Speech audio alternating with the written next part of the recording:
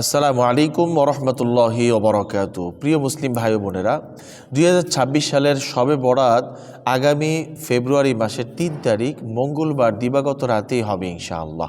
আমরা এটা হয়তো অনেকেই জানি, তাই অনেক মা বোনদের থেকে প্রশ্ন এসেছে যে শবে বরাতের রাত্রে কত রাকাত নামাজ পড়তে হবে, নামাজ পড়ার নিয়ম কি। আজকে আমার ছোট্ট এই ছাত্রীর মাধ্যমে আমি আপনাদেরকে শবে বরাতের নামাজ পড়ার পূর্ণাঙ্গ নিয়ম প্র্যাকটিক্যালি আমি আপনাদেরকে দেখাবো।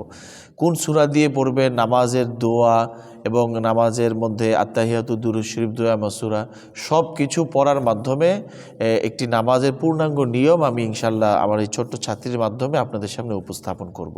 সাথে সাথে নামাজের পরে আপনি কোন কোন দোয়া পড়বেন, কোন কোন তাসবিহ আদায় করবেন সেটাও ইনশাল্লাহ আমি বলে দিব।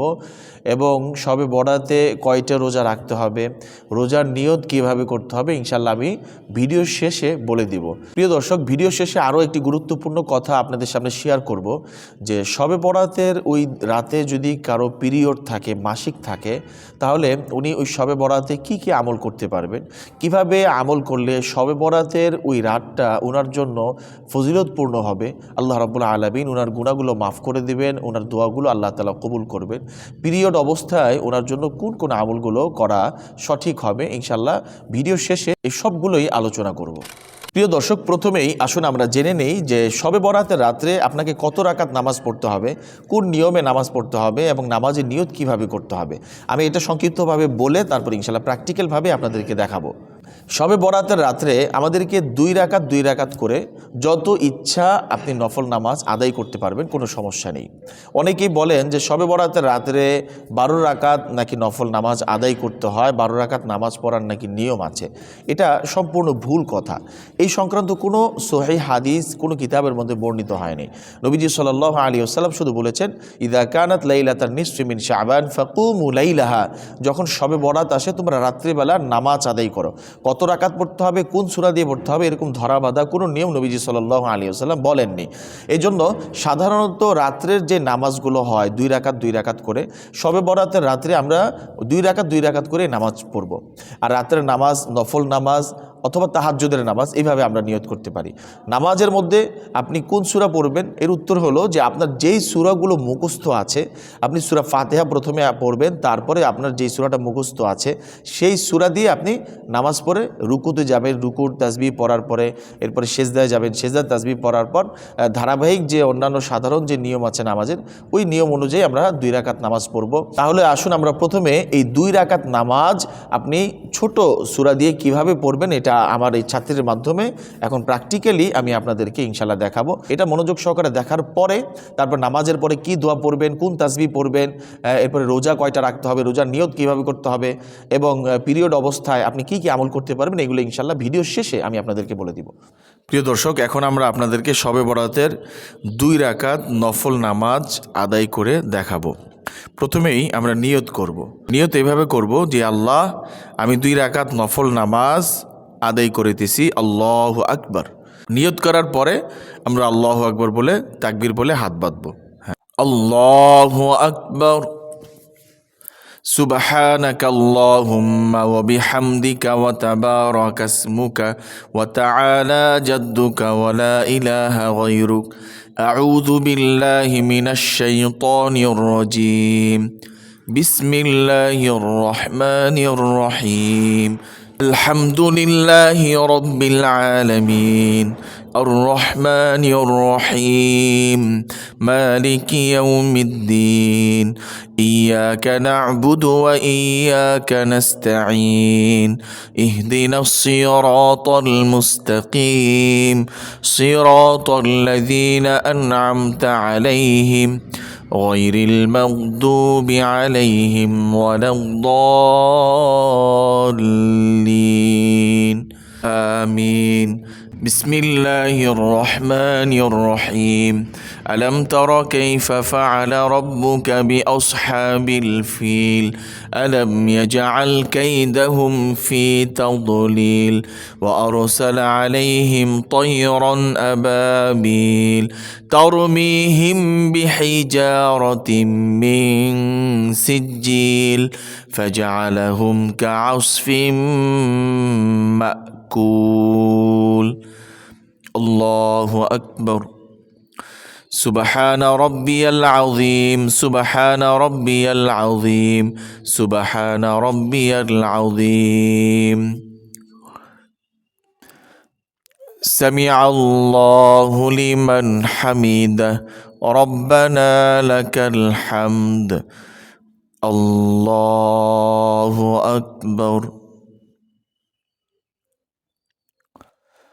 সুবহানা রাব্বিয়াল আ'লা, সুবহানা রাব্বিয়াল আ'লা, সুবহানা রাব্বিয়াল আ'লা। আল্লাহু আকবার। اللهم اغفر لي وارحمني واهدني وعافني وارزقني. الله أكبر. سبحان ربي الأعلى، سبحان ربي الأعلى، سبحان ربي الأعلى. الله أكبر. بسم الله الرحمن الرحيم. الحمد لله رب العالمين، الرحمن الرحيم، مالك يوم الدين، إياك نعبد وإياك نستعين، اهدنا الصراط المستقيم، صراط الذين أنعمت عليهم غير المغضوب عليهم ولا الضالين. آمين. بسم الله الرحمن الرحيم. قل هو الله أحد، الله الصمد، لم يلد ولم يولد ولم يكن له كفوا أحد. الله أكبر. سبحان ربي العظيم، سبحان ربي العظيم، سبحان ربي العظيم. سمع الله لمن حمده، ربنا لك الحمد. الله أكبر. سبحان ربي الأعلى، سبحان ربي الأعلى، سبحان ربي الأعلى. الله أكبر. اللهم اغفر لي وارحمني واهدني وعافني وارزقني. الله أكبر. سبحان ربي الأعلى، سبحان ربي الأعلى، سبحان ربي الأعلى. الله أكبر. التحيات لله والصلوات والطيبات. السلام عليك أيها النبي ورحمة الله وبركاته. السلام علينا وعلى عباد الله الصالحين. أشهد أن لا إله إلا الله وأشهد أن محمدا عبده ورسوله. اللهم صل على محمد وعلى آل محمد كما صليت على إبراهيم وعلى آل إبراهيم إنك حميد مجيد.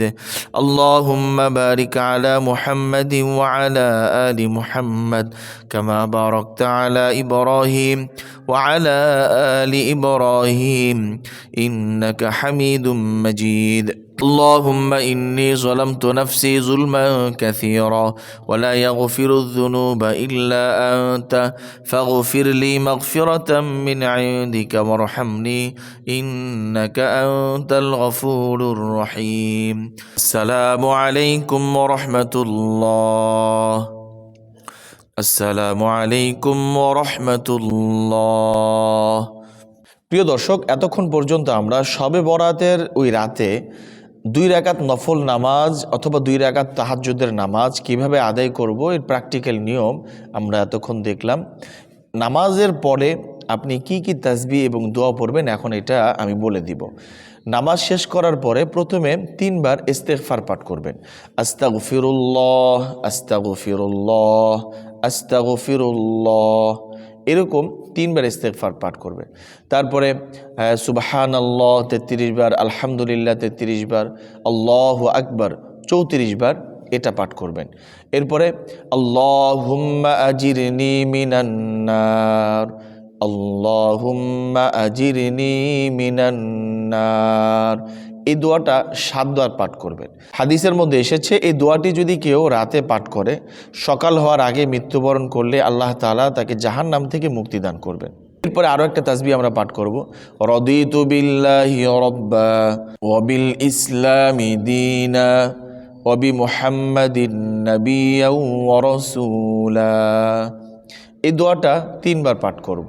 এই দোয়াটি পাঠ করলে হাদিসের মধ্যে এসেছে, এই দোয়াটি কেউ রাতে 3 বার পাঠ করলে সকাল হওয়ার আগেই যদি মৃত্যুবরণ করে, কিয়ামতের দিন আল্লাহ রাব্বুল আলামিন ওই ব্যক্তির উপরে সন্তুষ্ট হয়ে যাবেন, সুবহানাল্লাহ। এছাড়া অন্যান্য যত তাসবিহ তাহলিল আছে, যেমন কালিমা তয়্যিবা, লা ইলাহা ইল্লাল্লাহু মুহাম্মাদুর রাসূলুল্লাহ, লা ইলাহা ইল্লাল্লাহ, লা ইলাহা ইল্লাল্লাহ, এই কালিমা তয়্যিবার জিকিরটা বেশি বেশি করব।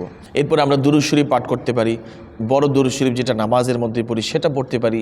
যদি সেটা না পড়ি তাহলে ছোট দুরূদ, সাল্লাল্লাহু আলাইহি ওয়াসাল্লাম, সাল্লাল্লাহু আলাইহি ওয়াসাল্লাম, সাল্লাল্লাহু আলাইহি ওয়াসাল্লাম, এই ছোট্ট দুরূদ শরীফটা আমরা অনেকবার পাঠ করব। এরকম আপনার যত তাসবিহ তাহলিল জানা আছে এই তাসবিহগুলো পাঠ করবেন। এগুলো পাঠ করার মূল উদ্দেশ্যটাই হলো আল্লাহ তাআলা জিকিরের মাধ্যমে ইবাদতের প্রতি মনোযোগী হওয়া এবং আল্লাহকে সন্তুষ্ট করা। এরপরে আপনি একান্ত নিরিবিলি বসে আল্লাহ তাআলার কাছে তওবা করবেন, ইস্তেগফার করবেন। 2 হাত তুলে আল্লাহ তাআলার কাছে প্রথমে তওবা করবেন যে আল্লাহ, আমার যত গুনাহ হয়েছে গুনাহগুলো মাফ করে দাও। এই রাত্রে যেহেতু তুমি সবাইকে মাফ করার ঘোষণা দিয়েছো, আমাকেও সেই মাফের অন্তর্ভুক্ত করো। এইভাবে কান্নাকাটি করে আল্লাহ তাআলার কাছে তওবা ইস্তেগফারের মাধ্যমে দোয়া করবেন। বিশেষভাবে 2টা কথা বিশেষভাবে আল্লাহ তাআলার কাছে উল্লেখ করুন। বিশেষভাবে 2টা কথা অবশ্যই বলবেন। সেই 2টা কথা হলো যে আল্লাহ, তুমি বলেছো যে এই রাত্রে কারো যদি অন্তরের ভিতরে হিংসা থাকে, বিদ্বেষ থাকে, অথবা শিরিকের গুনাহ করে, এই 2টা শিরিকের গুনাহ আর হিংসা বিদ্বেষ যদি থাকে, তাহলে তাদেরকে তুমি মাফ করো না।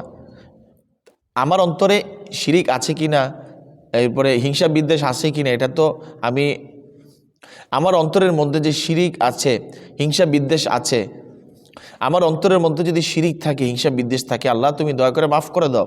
আমার হিংসা এবং শিরিকের গুনাহগুলোকে তুমি মাফ করে দাও। এই দোয়াটা বিশেষভাবে আল্লাহ তাআলার কাছে ওই রাত্রে করবেন। এই দোয়াটা যদি করে তওবা করতে পারেন, তাহলে হিংসা বিদ্বেষ এবং শিরিকের গুনাহ থেকে যদি প্রথমে মাফ করাইতে পারেন, এরপরে বাকি যত গুনাহ আছে আল্লাহ তাআলা সব মাফ করে দিবেন। এভাবে তওবা ইস্তেগফার করার পরে শেষ রাতে সাহরি খেয়ে রোজা রাখবেন, একটি রোজা রাখবেন। রাসূলুল্লাহ সাল্লাল্লাহু আলাইহি ওয়াসাল্লাম শবে বরাতের দিনের বেলা রোজা রাখতে বলেছেন। এই ক্ষেত্রে আমি একটা বিশেষভাবে সকলকে আরেকটা বিষয় সাজেশন দিব, সেটা হলো যে শবে বরাতের এই রাতটা আরবি মাসের 15 তারিখে হয়। হাদিসের মধ্যে আসছে আরবি মাসের 13 এবং 14 এবং 15 এই 3 দিন রোজা রাখা অনেক ফজিলত। এই 3 দিনের রোজাকে আইয়ামে বীজের রোজা বলে। যেহেতু শবে বরাতের 15 তারিখ আমরা রোজা রাখতেছি, তাহলে তার পূর্বে 13 এবং 14 এই 2 দিনও আমরা রোজা রাখলে সারা বছর রোজা রাখার সওয়াব আল্লাহ তাআলা আমাদেরকে দান করবেন।